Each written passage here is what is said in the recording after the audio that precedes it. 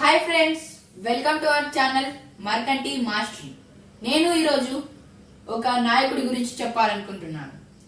ఎవరైతే 70 కిలోల తల్వార్తో యుద్ధం చేయగలవాడో అతనే ఏసాజీ.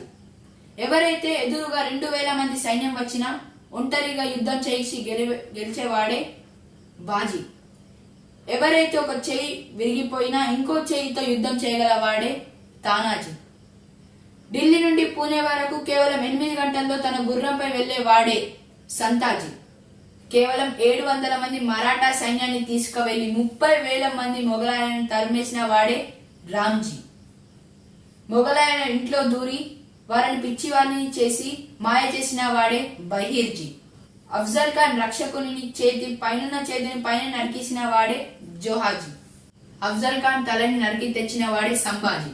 శత్రు రాజ్యంలో దూరి వారిపై దాడి చేయగలవాడే ధనాజీ. క్రూరమైన సింహంతో పోరాడి దానిని అంతమందించిన వాడే ఛత్రపతి శంభాజీ.